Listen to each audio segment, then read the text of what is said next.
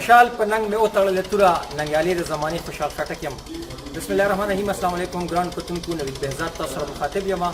قدرمنو، دا وخت په نوښار کې د خوشحال خان خټک مقبره کې ولاړ یم. خوشحال خان خټک به یقینا تاسو ټول ډېر ښه پېژنئ.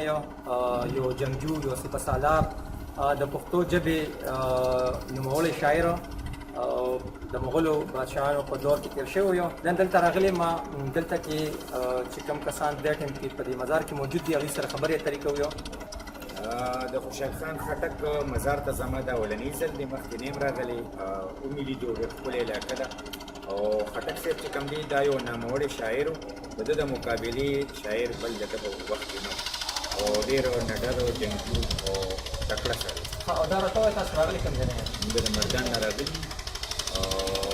موږ داسې مخکې اټک ته خو ول موږ وایي چې د خوشحال خان خټک د مزار سلام وکړو، هغې نه پس ته ځو. ډېره زیاته مننه. دا وخت کې زموږ سره یو بل مشر هم موجود دی، نو دوی سره هم خبرې اترې کوو. السلام علیکم. وعلیکم السلام. څنګه یې؟ تاسو کوم ځای نه راغلئ؟ زه خو د مردان نه راغلی. تاسو مردان نه راغلئ؟ ښه دي. ښه، نو څه به وایې د خوشحال خان خټک باره کې؟ د بابا مزار خو په لومړي ځل لیده او لوست یې د ده متعلق ډېر دي، ځکه چې ماسټر هم په پښتو کې وه، نو په کورس کې د دې لکه کافي ذکر و.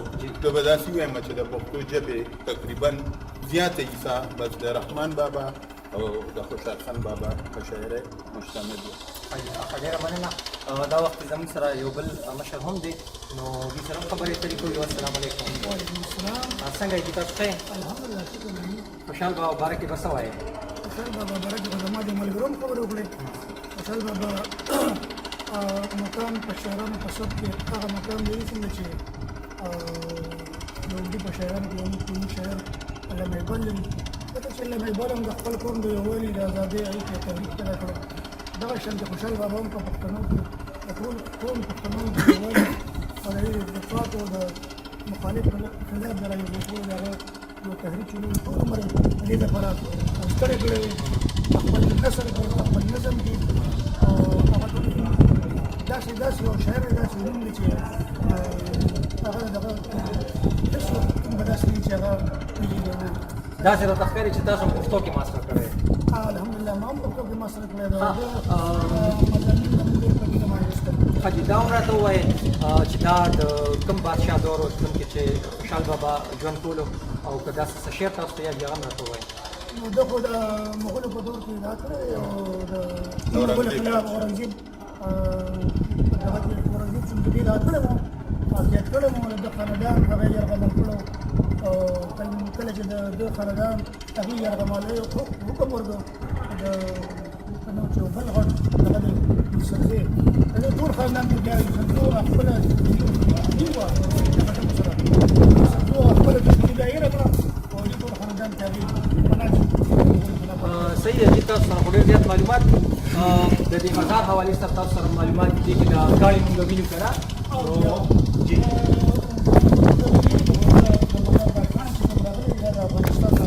یو شعر پکې به ویل غواړم، او هغه چې کوم دی نو هغه غالبا چې د کیدای شي غزل وي، خو د دغه سره تعلق ساتي.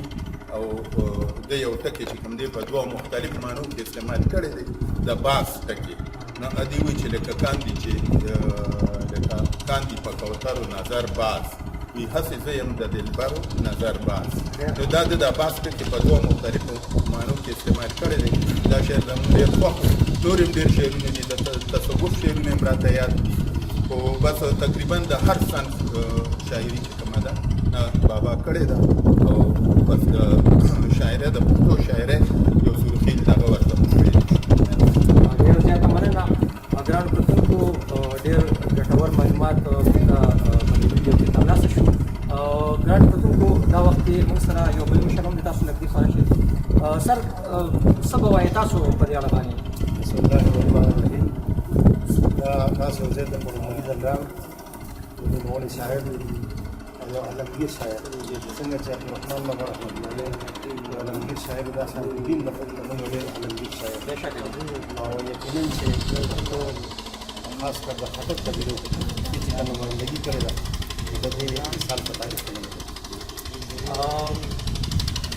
څه پیغام لرئ، لکه دا مقبره جوړه شوې ده که نه نو یقینا چې دا د پښتون نوموړی شاعر و نو د هغه چې کوم نوی نسل دی زموږ نو هغوی ته دا لکه یو سبق ورکوي که نه هغوی راځي دلته کې او هغه تاریخ او هغه لولي نو په دغه اړه څه وایي چې یاره زموږ دغه شان نور چې کوم دغه دي هغه مشران دي چې کوم د هغوی مزارونه مقبرې نشته نو حکومت ته څه وایي چې کوم داسې نوموړي مشران پرې شوي لکه څنګه چې خټک صاحب دی شاهان خټک صاحب دی دا شان چې د نورو نوموړو هم دغه شیان یادونه جوړ شي نو آینده نسلونو ته به دې تاریخ ژوندی پاتې شي او آینده نسلونه به د دې مشرانو لکه هغه دغه به کي لکه حمزه بابا چې ویل دي که نه چې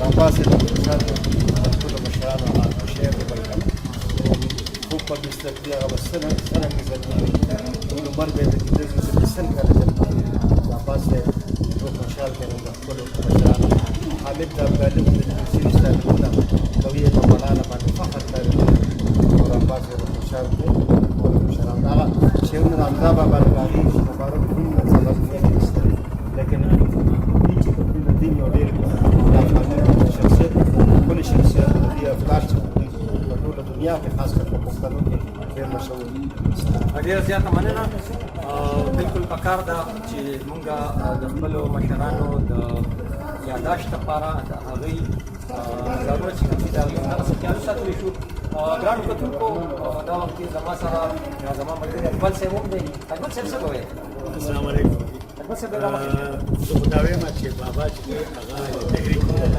او دلته هغه په پښتنو کې د ازادۍ موټیویشن لپاره چې کوم هغه کړی دی هغه جنګجو او د جنګ په تورې په دغه باندې هغه مختلفو د مغولو سره یا نورو انسان سره د ازادۍ خبرې کوي د پښتنو د ازادۍ او د هغوی دا کړی دی دوی په هره پهلو باندې که ته وګورې د دوی شاعري روغو د پورې خبره کوي ډېره زیاته کړې ده او د دوی یو شعر دی هغه زه وایم چې مرګ خو د شهید دی په ځنګال د سپین دورو کې روکې کسر کې د غمونو بسترو کې ده زه خو نن ډېره خوشحاله یم ځکه چې دلته ډېر نږدې اوسېږو لکه زموږ د مردان نه د رحمان بابا مزار چې دی دومره لرې نه دی دا زموږ بدقسمتي ګاونډي ده یعنې دا څونه عمر کې موږ ډېر خوندي راغلي او ډېر ښه تاریخي او بلکې دا خو د پښتو ژبې یو ډېر نوموړ شاعر و او زما خیال دی چې څوک ایم اے پښتو کوي نو چې چا خوشحال بابا نه سټډي کړی